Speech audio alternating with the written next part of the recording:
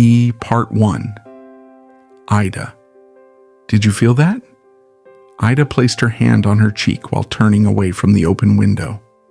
Feel what, love? Hank looked up from the newspaper he had opened on the kitchen table. That breeze? I wish.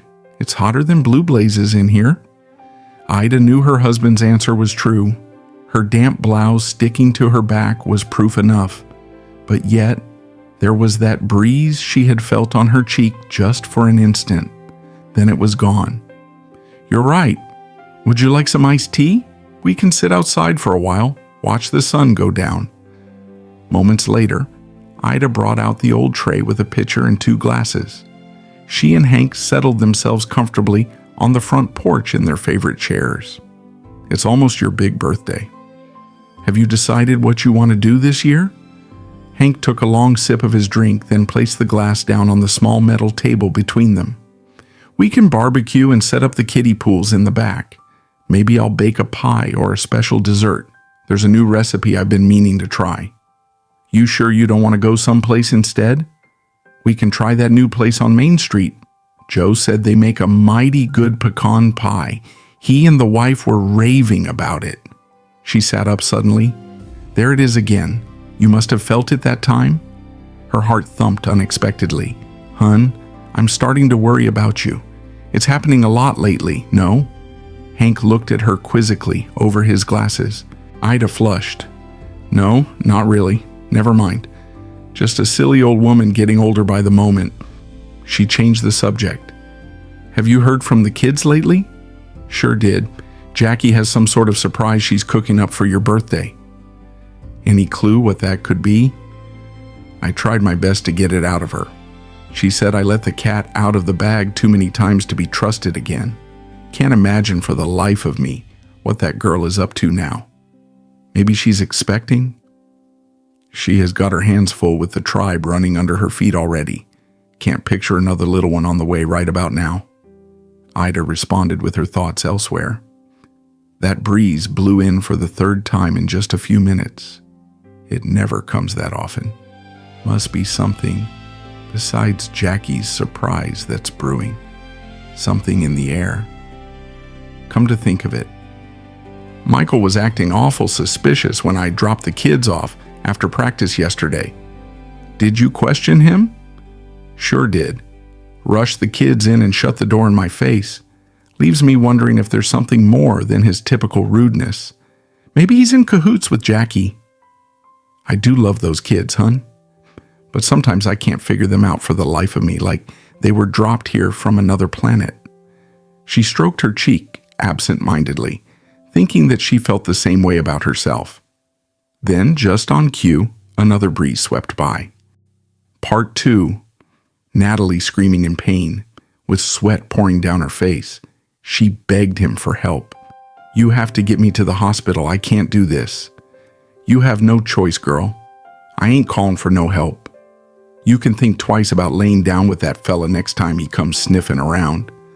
She leaned her head back in the hay and let loose a blood-curdling scream. Maybe a hired hand would hear her and break down the barn door, or maybe she would die from the pain. Either way would be a sweet relief. She silently cursed Pete for showing up with a bottle of whiskey that day. Finished with her chores early, she had been restless and bored, and was more than happy to indulge. They passed the bottle back and forth until it was empty, and by nightfall found themselves tangled together in the corner of the darkened barn. She knew it was wrong, knew she was too young, but that didn't stop her. She was her mother's child after all, as her father had reminded her as often as the day was long. Another searing pain shot through her, worse than the ones before, threatening to rip her insides out. She flailed about, digging her hands into the hay like a wretched animal. You will go to hell for this. I'm not one of your animals giving birth in the barn, she hissed, her voice ragged from the hours of agonizing screaming. We'll see who goes to hell, girl. It ain't gonna be me. You're lucky I didn't throw you out when your belly became round. I hate you. I truly do, Natalie moaned. You better thank me if you know what's good for you. You have no one else. Rough hands pulled her apart, filling her with humiliation worse than the physical pain. "Clean yourself up, girl." He threw a rag down at her as she lay bloody and soaked in sweat. Natalie watched the silhouette of her father walk out the barn door, hearing the cries of her baby grow fainter and fainter as she lost consciousness. Part 3. Jackie and Michael. They found her?